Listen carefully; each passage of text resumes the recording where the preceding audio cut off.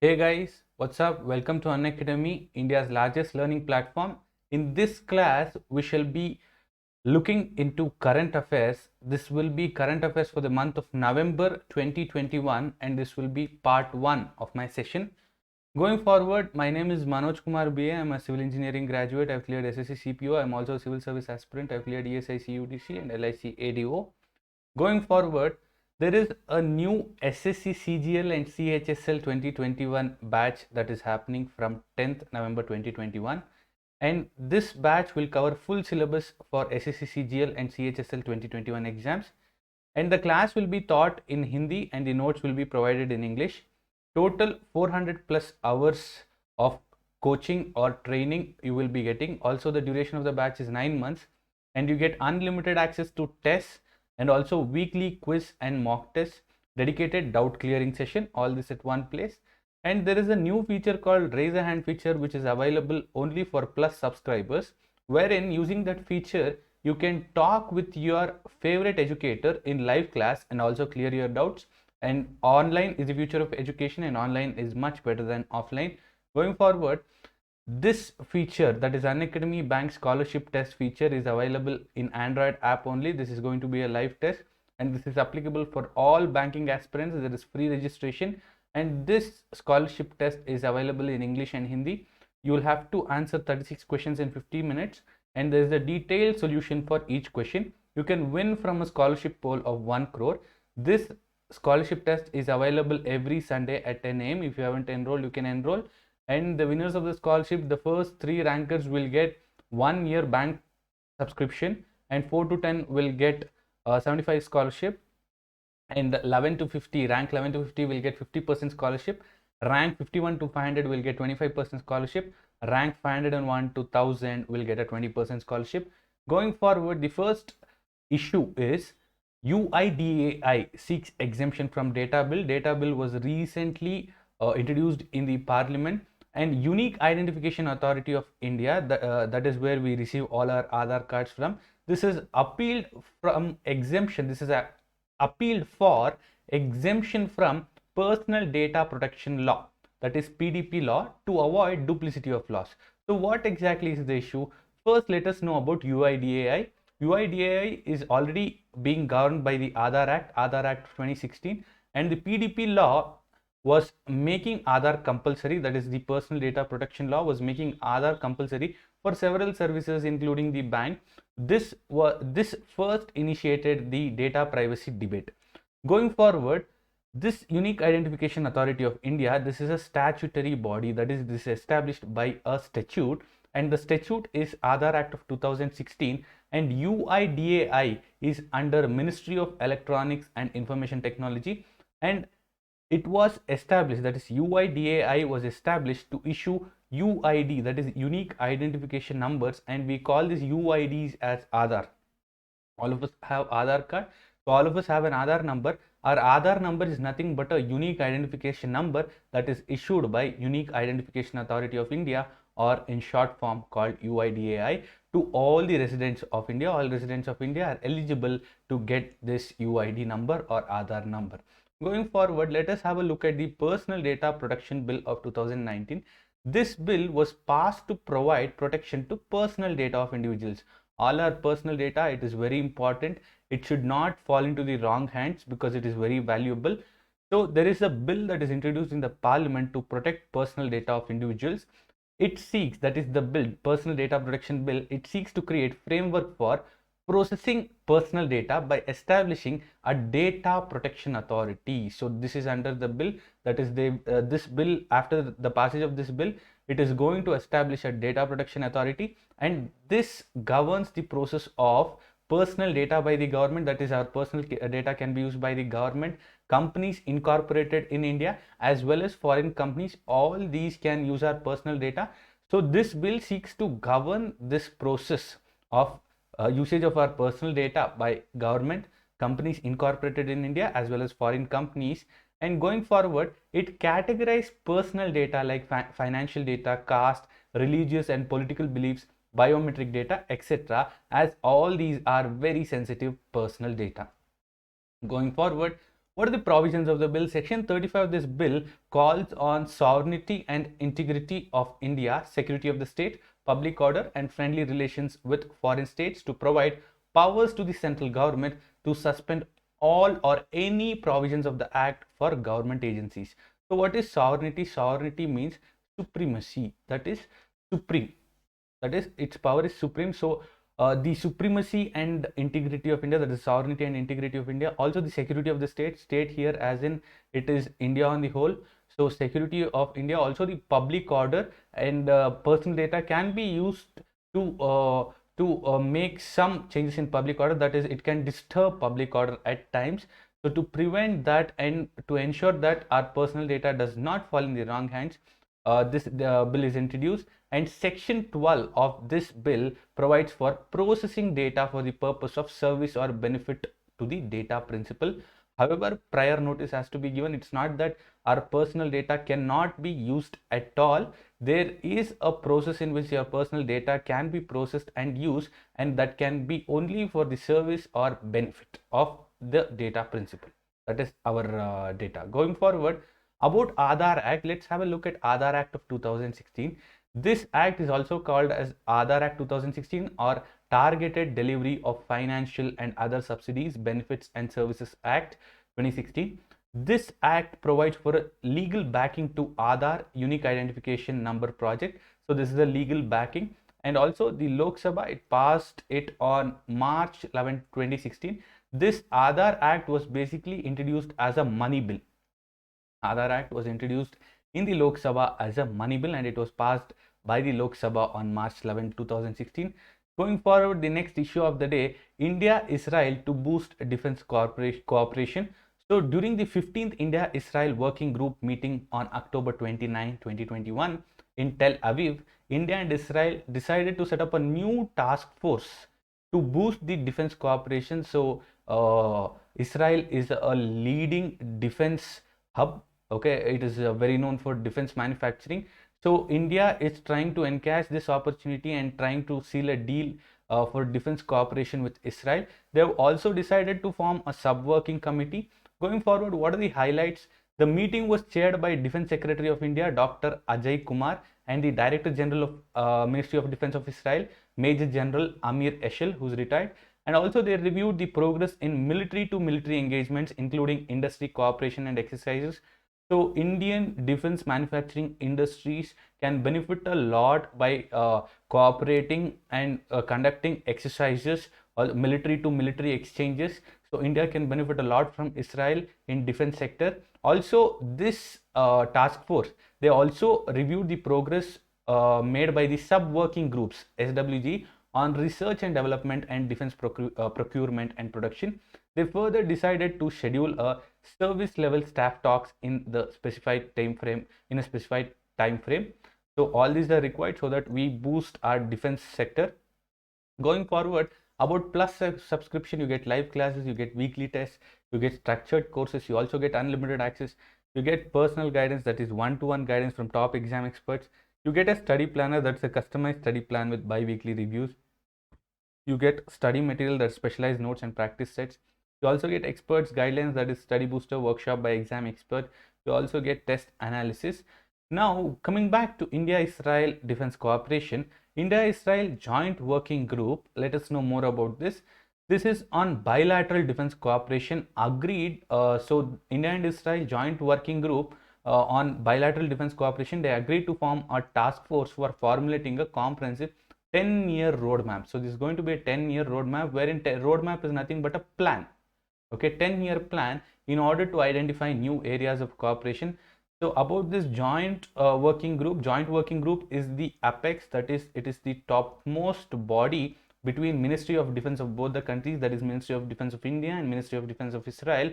It comprehensively reviews and guides all aspects of bilateral defense cooperation. Going forward, about sub-working groups on defense industry cooperation, countries also decided to establish sub-working group on defense industry cooperation. For this purpose, they signed a terms of reference.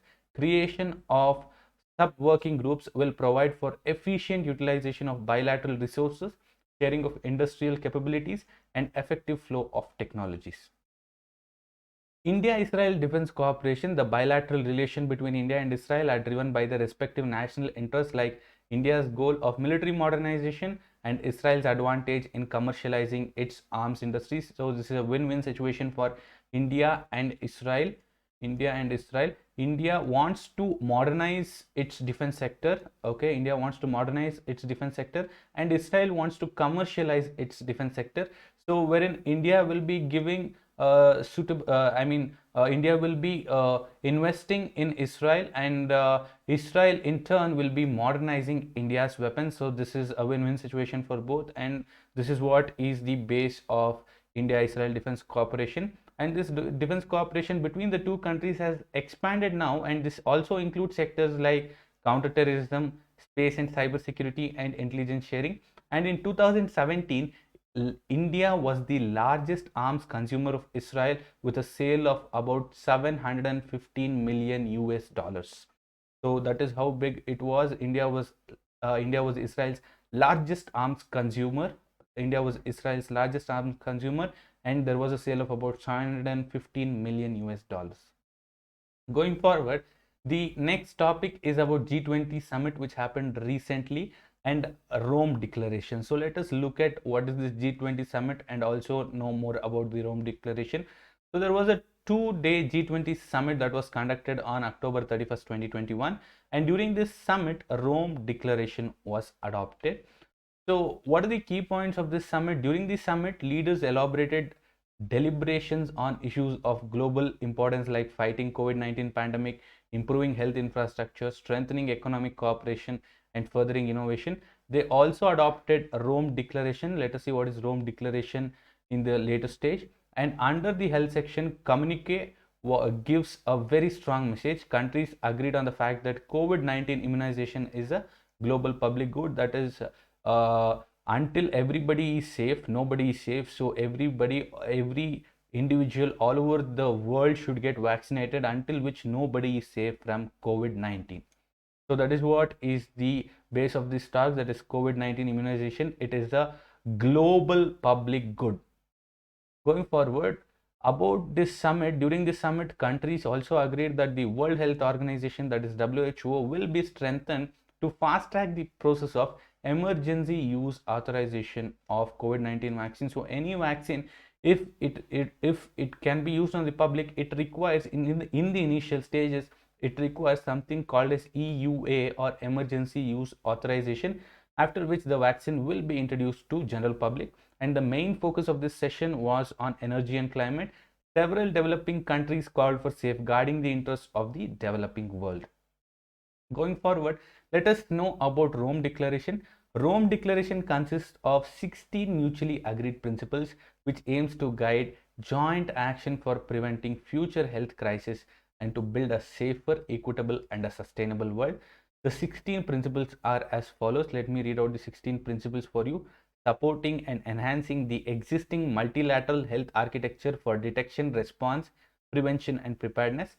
Working towards monitoring and implementation of multi-sectoral evidence-based One Health approach in a bid to address a risk emerging due to interface between humans, animals, and environment.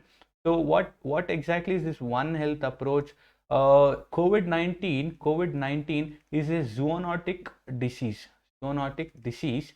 So this came from animals. Okay, this came from animals to humans. So if we don't take good care of our of animals around us or the environment around us, then humans will have to face the consequences. That is why One Health approach is required, wherein health of animals as well as our environment, also human beings, need to be taken care of.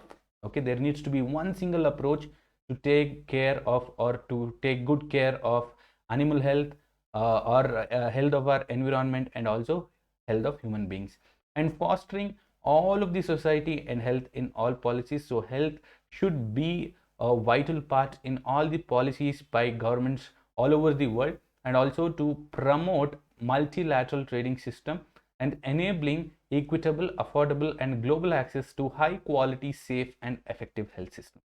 Going forward, supporting low and middle income countries in a bid to build expertise and develop local and regional manufacturing capacities, and focus on data sharing, capacity building, voluntary technology, and licensing agreements, enhancing support to existing preparedness and prevention structures, investing in worldwide health and care workforce, and also investing in adequate resources, training, staffing, and diagnostic public and animal health laboratories. So all over the world, the most affected countries because of COVID-19 are the low and middle income countries. So they also require, these countries also require good health and healthcare workforce. Also, they require staffing of diagnostics, and adequate resources are required, and they need to be trained, and also laboratories are required. All these are taken care in this declaration. Going forward, the 11th point is investments for developing and improving interoperable early warning surveillance information and trigger systems, investment in domestic, international, and multilateral cooperation for the purpose of research, development, and innovation, increasing effectiveness of preparedness and response measures by extending support and promoting meaningful and inclusive dialogues, and also ensuring effectiveness of financing mechanisms and coordination on pharmaceutical, non-pharmaceutical measures and emergency response with respect to sustainable and equitable recovery, and addressing the need of streamlined, enhanced, sustainable, and predictable mechanisms for financing pandemic preparedness, prevention, detection, and response in long term. So these are the 16 points that were adopted in the Rome Declaration.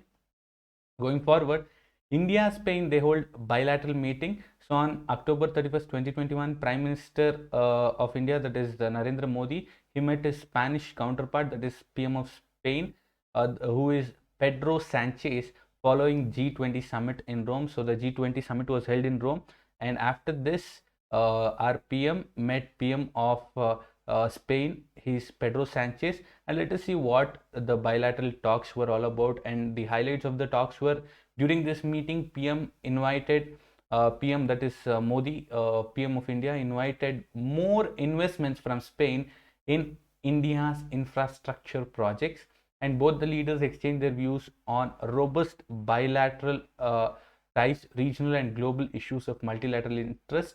They also discussed the situation in Afghanistan and the Indo-Pacific.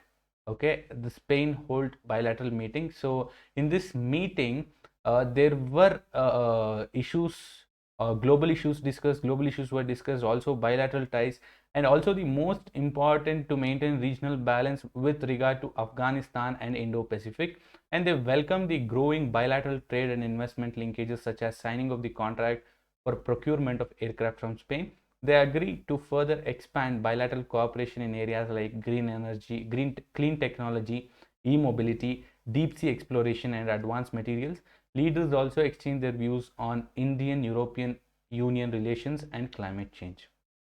Going forward, about SSC exam non-technical subscription, you get education from India's best educators, daily interactive live classes, structured courses and PDFs, live mock tests and quizzes. For 24 months, it is 293 per month. For 12 months, it's 488 per month. For 6 months, it's 810 per month. And for 3 months, it's 1020 per month. And for 1 month, it's 1215 per month. So this, you can get it at 10% discount. So you need to use my referral code MJ10, MJ10, and you will get a 10% off on your subscription. Going forward, about India-Spain bilateral meeting, Spanish investments in India. During the meeting, PM Modi invited Spain to invest in several sectors in India, such as green hydrogen, infrastructure, and defense manufacturing.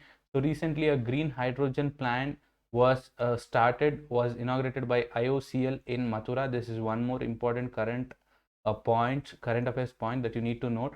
And also, he also asked Spain to take advantage of India's national infrastructure pipeline, also Gati Shakti plan and asset monetization plan. All these will be beneficial to Spain if they start investing in India. Going forward, now let us have a look at India's view on Afghanistan. India has raised its concern over the situation in Afghanistan in the aftermath of Taliban takeover of Kabul in 2021.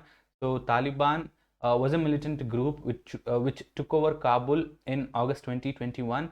after which the that is the bureaucracy, they had to flee Afghanistan, and the head of the country fled Afghanistan as soon as Taliban took over Kabul.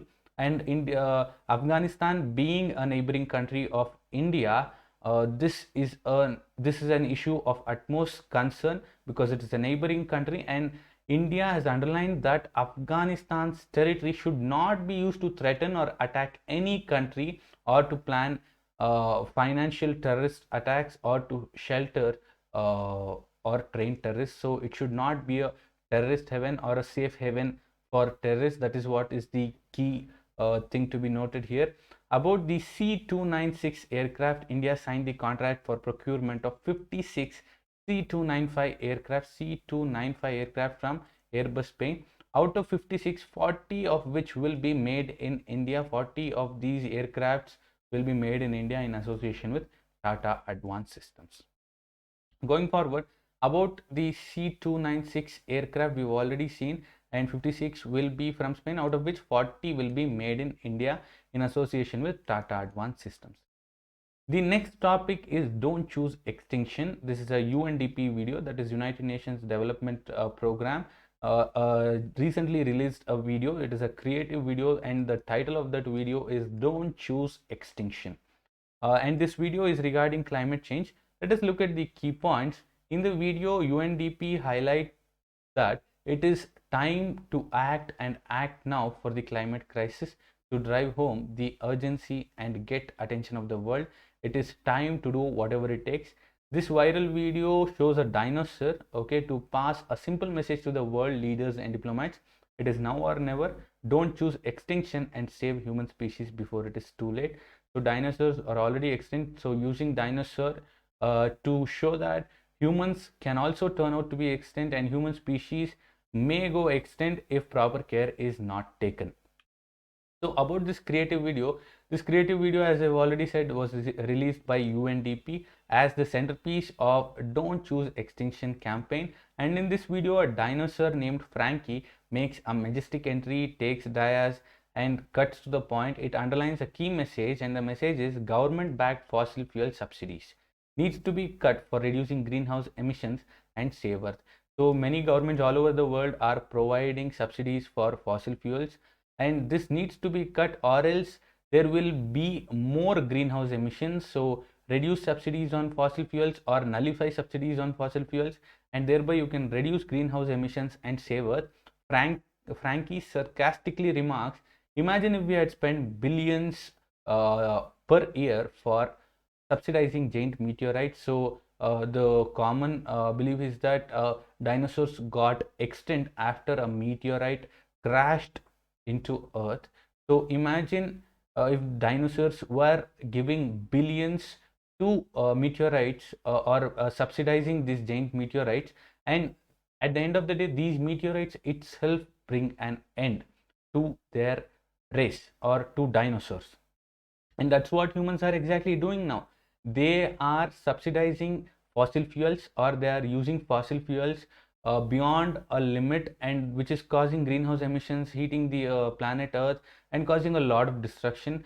So if we continue at the same pace, it is going to be a huge disaster, and this may completely wipe out human race, or make human species extinct any time in future. And this video was released in the aftermath of Conference of Parties 26 2021, which happened in Glasgow. So Conference of Parties 26, we'll deal with that later. Going forward, let us know a bit about Conference of Parties 26 2021. This is the 26th session, and it was in 2021. This was organized from October 31st to November 12 in United Kingdom. And doing away with fossil fuels for favoring renewable energy and to drastically cut emissions are the key points of COP26. That is, favor more renewable energy, that is energy that can be renewed, which will not be exhausted any time in future, and reducing fossil fuels. Actually doing away with fossil fuels is the better idea. Go for green energy or clean energy, and to drastically cut emissions. These are the key points of Conference of Parties 26. And how much world spends on fossil fuels? If we have a look at it, according to a UNDP research, world spends $423 billion annually to subsidize fuel. fossil fuels, and this much amount can be diverted to cover a COVID-19 vaccination for every person across the world, and is equal to 3 times the annual amount required to eradicate global extreme poverty. So whatever the money that is being spent to subsidize fossil fuels, the same amount can be used to eradicate extreme poverty in global level. So that is how much we are spending to subsidize, that is how much governments all over the world are spending to subsidize fossil fuels. And next issue, or the next topic to be noted is November 1. This date is very important because 9 states and union territories celebrate Formation Day. In India, 7 states, namely Andhra Pradesh, Haryana, Chhattisgarh, Kerala, Karnataka, Punjab and Madhya Pradesh, and 2 union territories, namely Lakshadweep and Puducherry, are celebrating Foundation Day on November 1st, 2021. So what are the highlights of this? Earlier, Tamil Nadu also used to celebrate its Foundation Day on November 1st. On October 30, 2021, ruling DMK, that is the party that is in power, Dravida Munnetra Kazhagam in Tamil Nadu, it announced that Tamil Nadu Formation Day will be celebrated on July 18th onwards, and in Karnataka, this day is celebrated as Karnataka Rajyotsava on November 1st. Karnataka Rajyotsava. Okay. And going forward, in India, 7 states, we've already seen which are the states, and let's look at Kerala. Kerala also was formed on November 1st, 1956, and before its formation, 3 independent provinces, that is Malabar, Travancore and Cochin, all 3 of them were merged to form the Kerala state. Name of the state was derived from the first ruler of Kerala, that is Keralin Tamboran. Keralin Tamboran is the first ruler of Kerala, and on this particular day, Kerala came to existence, that is on November 1st, 1956. And Chhattisgarh also was formed on November 1st, 2000, and Chhattisgarh was carved out of Madhya Pradesh, and it is the 10th largest state in India. Separate state was made for easy administration and to reduce Naxalism in the region. Going forward, about Haryana, Haryana was carved out from Punjab on November 1st, 1966. This decision turned out to be a boon for the country, as the state led the Green Revolution movement with respect to crop output. So we know the Green Revolution happened in the 1960s, and Swaminathan is called the father of Indian Green Revolution, and Norman Borlaug is called father of global Green Revolution. So this turned out to be a boon, since Haryana got separated from Punjab, and Haryana, there was better administration, and they were able to implement this Green Revolution movement in Haryana. And going forward, about Punjab, formation of Punjabi majority Punjab state, Haryanvi Hindi majority Haryana state, and Union Territory of Chandigarh was the result of movement led by Akali Dal, and the formation of Punjab dates back to Punjabi Subha movement in the 1950s. Going forward, about Madhya Pradesh, Madhya Pradesh was formed on November 1st, 1956. It is the 2nd largest state in India with respect to area, and the first largest state is Rajasthan. Rajasthan is the first largest state with respect to area. Going forward, Andhra Pradesh was created on November 1st, 1956. All of us know that. And the next topic is Rashtriya Ekta Divas, or National Unity Day. Rashtriya Ekta Divas, or National Unity Day, is celebrated on October 31st every year, and the government of India has introduced this day from 2014, and this day is to mark the birth anniversary of Sardar Vallabhbhai Patel. Let us know more about Sardar Vallabhbhai Patel later on. And this year 2021, it marked the 146th birthday of Sardar Vallabhbhai Patel. What is Rashtriya Ekta Divas? Why is it celebrated? Why is Rashtriya Ekta Divas celebrated? Rashtriya Ekta Divas is observed to mark the birth anniversary of Sardar Vallabhbhai Patel, acknowledging his efforts to unite the country. We know he is also called as the Iron Man of India. The reason is he played a crucial role in freedom movement as well as integration of India, or else India would have been divided into many countries. Yeah. So India is not a coming together federation. It's unlike US we have a coming together federation.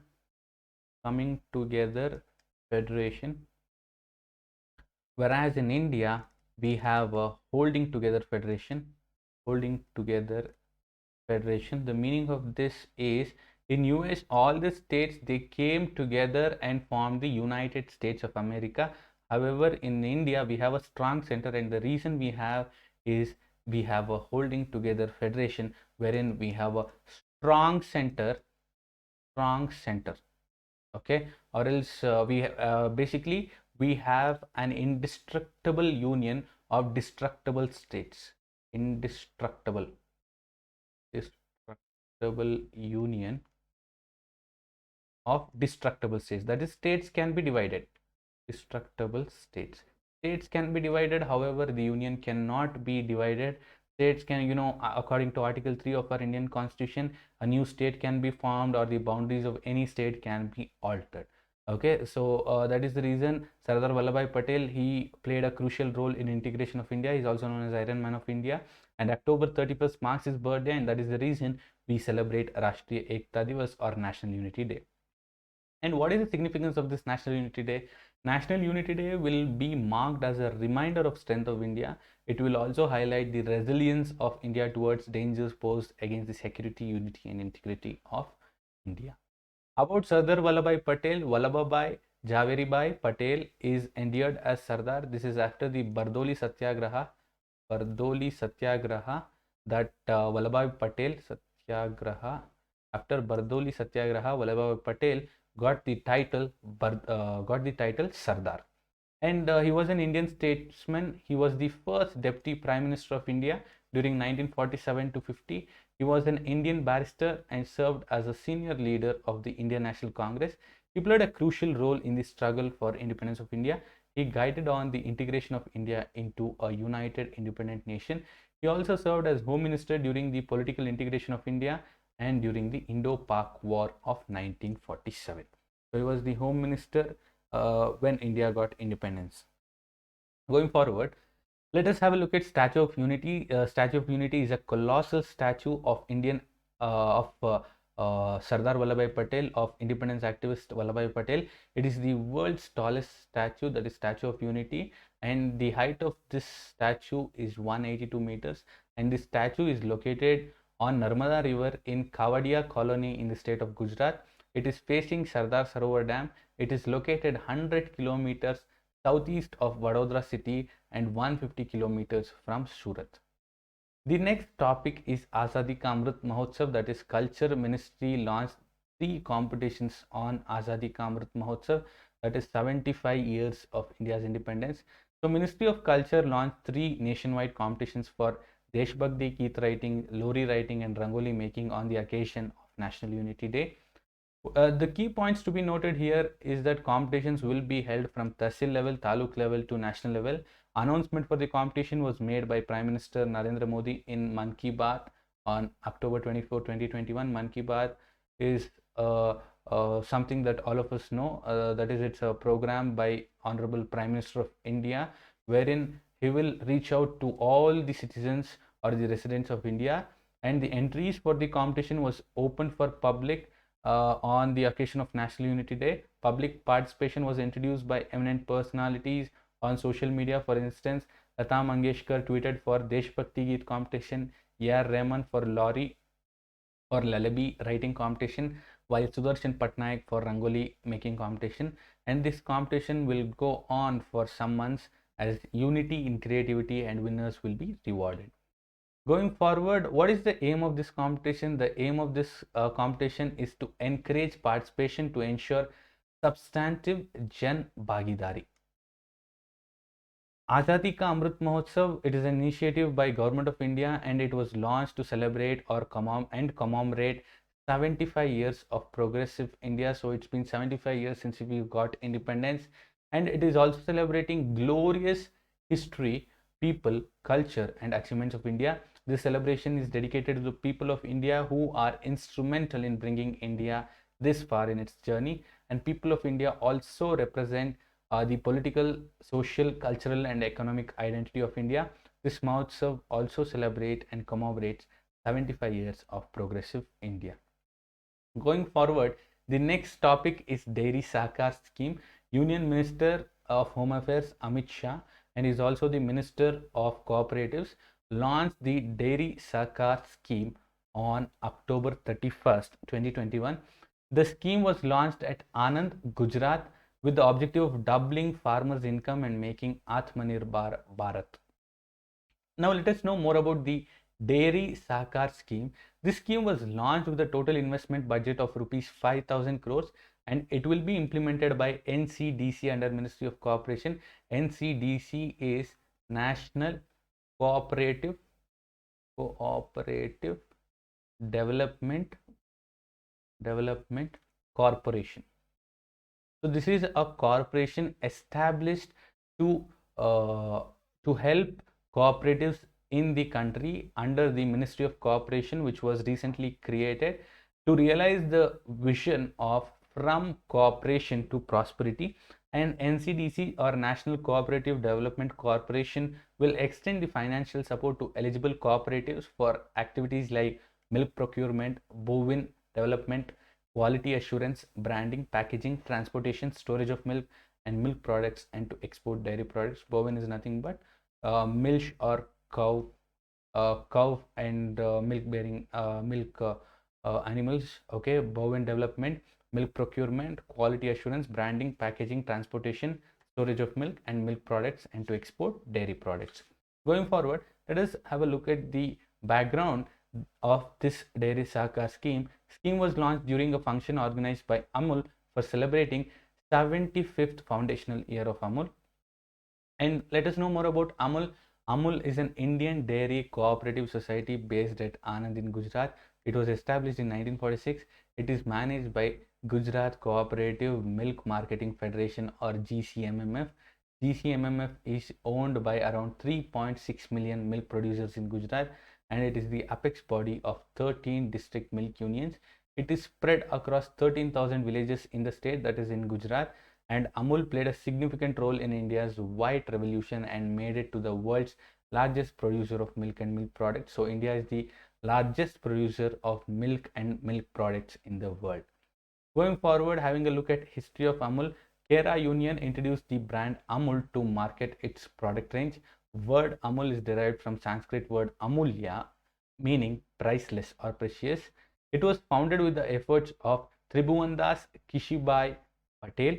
He became the chairman of the organization under the guidance of Sardar Vallabhbhai Patel and led it until his retirement in 70s. That is Tribhuvandas Kishibai Patel. He was the chairman of this organization, and under the guidance of Sardar Vallabhbhai Patel, this was established, and he was the chairman until his retirement in 1970s. Going forward, the next topic is India officially endorses emission list. That is, India officially endorsed a website by Indian climate experts listing the historical carbon dioxide emissions of developed countries. Going forward, what are the highlights of this meet? India endorsed the emission list ahead of commencement of the 26th United National Conference of Parties in Glasgow in Scotland. So Conference of Parties COP26 was held in Glasgow in Scotland. And let us have a look at this emission list. This emission list was created by Indian climate experts, and this emission list was created with the aim of highlighting the disparity, extreme differences between the emissions of developed and developing countries. Countries like US, Australia, Canada, and countries in Western Europe are showing a net carbon debt. On the other hand, developing countries like India and China are having a net carbon credit. Okay, that is, they have a credit, they have a loan, that is to be cleared. And USA, Australia, Canada, and Western European countries, they have a net carbon debt. And thus the database, this highlights that it is only fair that the developed countries should commit to steeper targets for curbing emissions as compared to developing countries. So developed countries are emitting more than developing countries. So I mean, if you look at the overall emissions that has happened after the industrial revolution, so developed countries need to commit for steeper targets. Their target should be higher than what the targets of the developing countries are. Then where does India stand? India is the third largest emitter of carbon emissions on yearly basis. However, it is the sixth largest with respect to historical emissions. So India is getting industrialized only post independence. Okay, so that is why it is the third largest emitter of carbon on a yearly basis. But if you take it over a period of time or post the industrial revolution, India ranks sixth. And when the size of its population is considered, if we consider population of India, the lowest per capita emitters, that is emission per person is lower than that in any country. Reasons are a lot, that is you might include that India is a very populated country, and that might be one of the reason why emission per person is less. And this also highlights India's demand for climate justice as focus of the negotiations, and its reluctance to agree for a fixed time frame in a bid to reach net zero. So India is very reluctant to agree for a fixed time frame because India has started to develop now, and if we cut down on carbon emissions, we must reduce using fossil fuels, which is practically very difficult, that too in a limited time frame, and to reach net zero anytime in near future might be very difficult because India is still a developing country and it needs some time to be considered a developed country so that India can turn out to be net zero. And India is the only important emitter that has not committed to a net zero target. So it is very difficult for India to commit to net zero target because it is a time taking process, as well as India is mostly dependent on fossil fuels, be it to generate electricity or most of the cases. So to commit to net zero, it will take quite some time for India.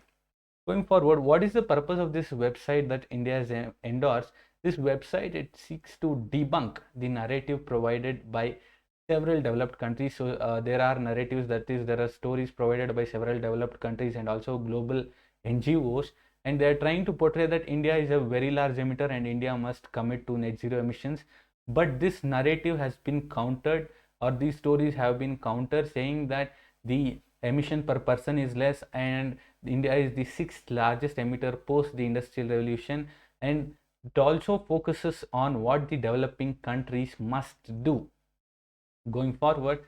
About Climate Equity Monitor, the website is called Climate Equity Monitor. That is the website that is endorsed by the Indian government, and this scientific initiative focuses on equity and climate action from a data and evidence-based perspective, which in turn will encourage discussions on crucial issues.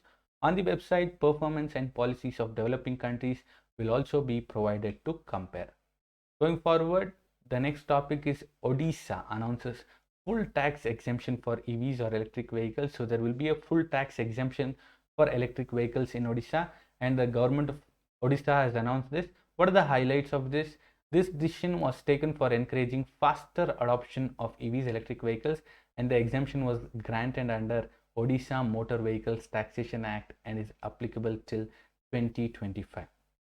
The state government also proposed to extend some incentives for manufacturers, buyers, batteries, and charging stations of electric vehicles in accordance with Odisha electric vehicle policy, and the government announced an exemption of 100% on motor vehicles taxes and registration fees for battery operated vehicles. Going forward, about what are the subsidies proposed, the State Transport Ministry has proposed to extend 15% subsidy on two-wheelers, three-wheelers as well as four-wheelers. Maximum amount on respective vehicles should not exceed 5,000, 12,000 and 1 lakh. Ministry also proposed to provide interest-free loan on electric vehicles to state government employees. So all state government employees, that is government employees of the state of Odisha, they will get interest-free loan on electric vehicles, all the government employees. It also proposes to provide incentives to government departments and PSUs for hiring such vehicles. And what are the other proposals? They include subsidized parking fees, electric vehicles. So there will be subsidies for parking electric vehicles in parking fees in municipal areas and battery charging facility across parking places. Going forward, the background of this, transport department had submitted a proposal to the government to allow subsidies on e-vehicles in order to attract customers. Government has now approved the proposal. However, these subsidies will not be provided as per the battery capacity like other states including Delhi and Gujarat are providing. Now about the e-vehicle policy, states like Delhi, Kerala, Gujarat, Andhra Pradesh and Maharashtra have implemented the e-vehicle policy apart from FAME 2 scheme, that is faster adoption of electric vehicle scheme. faster adoption and manufacturing of electric vehicles. This is the second part, and this scheme is by Ministry of Heavy Industries. Heavy Industries. You can expect these questions as 1 markers. Going forward, the next topic is Musgone Dock delivers first destroyer.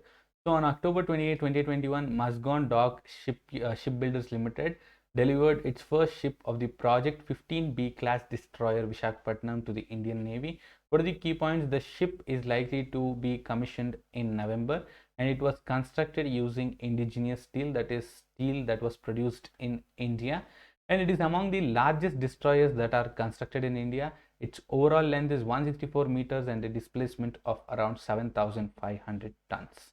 And the characteristics of this ship is a potent platform which is capable of undertaking several tasks and missions over the full spectrum of maritime warfare.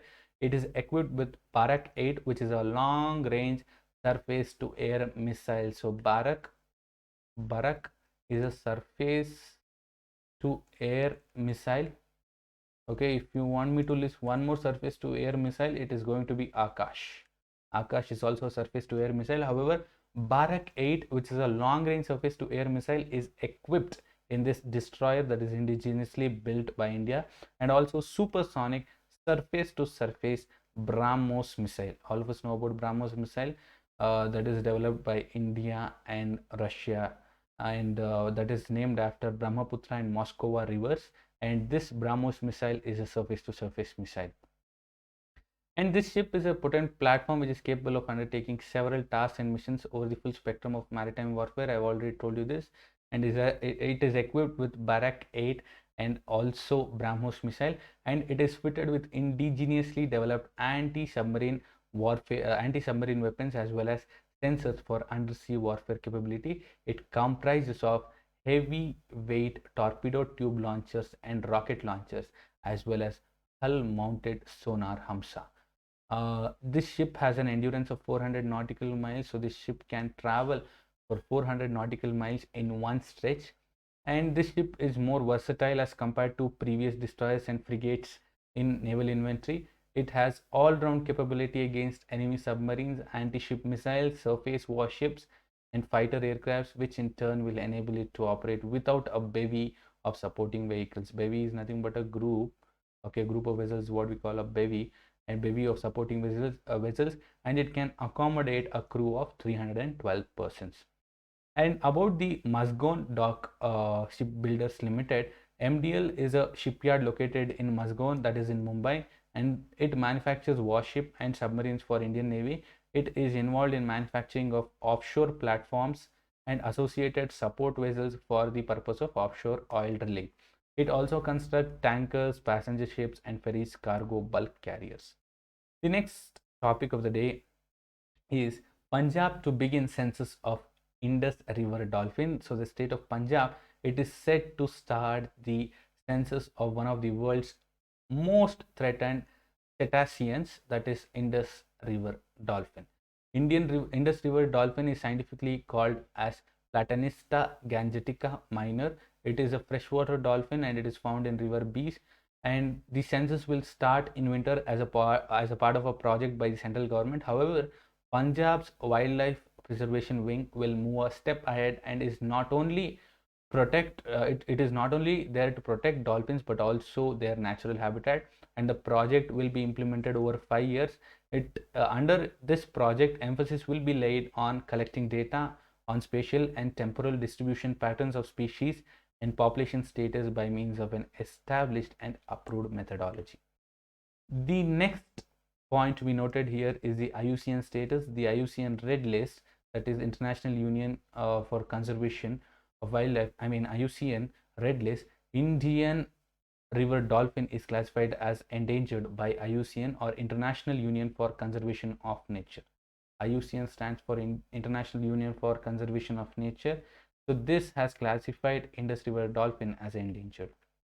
Now, where are they found? Recently, dolphins are believed to be endemic to Pakistan. Until recently, it was believed that dolphins existed only in Pakistan and they were endemic to Pakistan. However, A viable population of Indus dolphin was discovered in Harike Wildlife Sanctuary in Punjab as well as in the lower Beas River in 2007. Since its discovery, Punjab's Department of Forest and Wildlife Preservation is conducting research in association with WWF, that is WWF India, on the habitat use, current distribution and population of dolphins.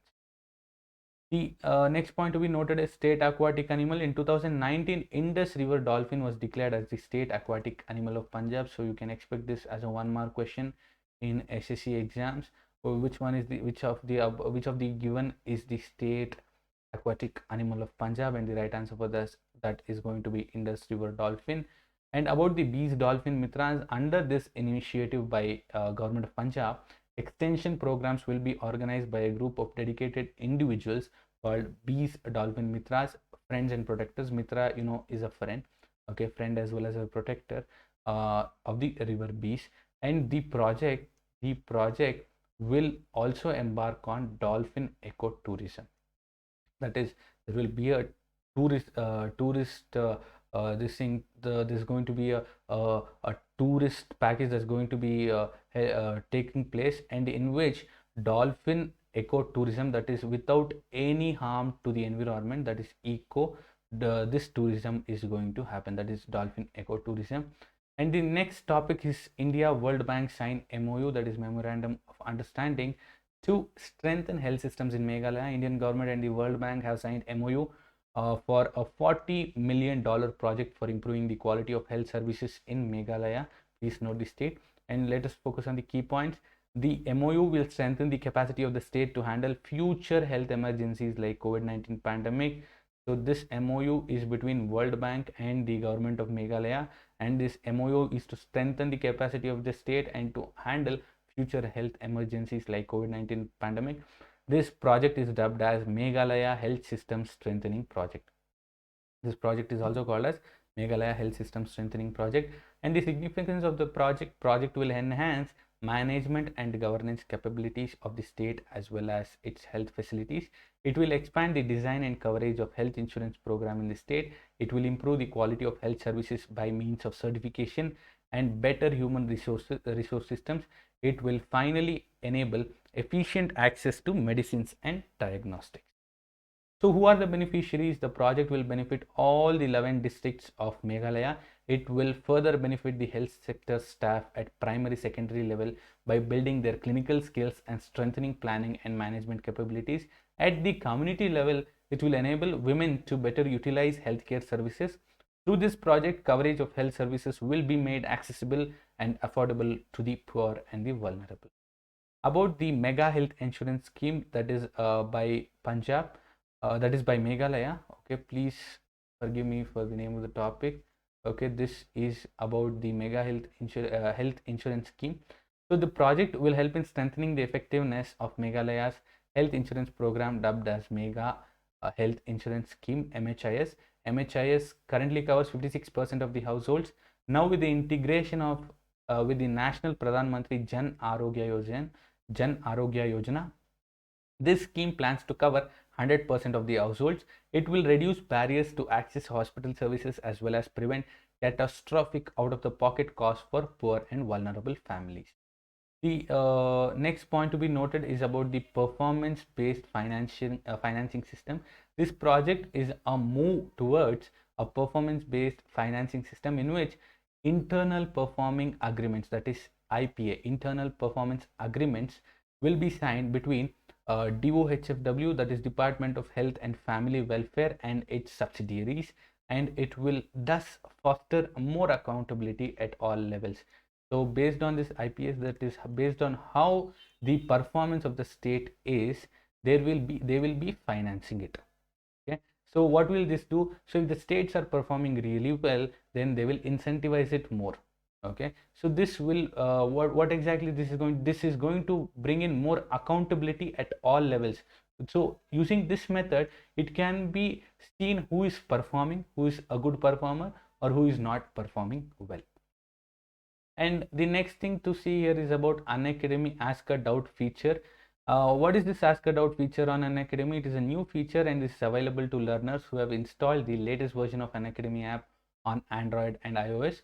So how do you benefit from it? You just raise a query or a doubt, you get instant solution to lakhs of questions, and there is a high quality solution available in English and Hindi and all the other regional languages. If the question is unique, subscribed learners also get a detailed video solution, and the solutions are available for bank exams and also SSC exams. And about Ask a Doubt feature by Unacademy, go to the Doubts and Solution feature on your home screen.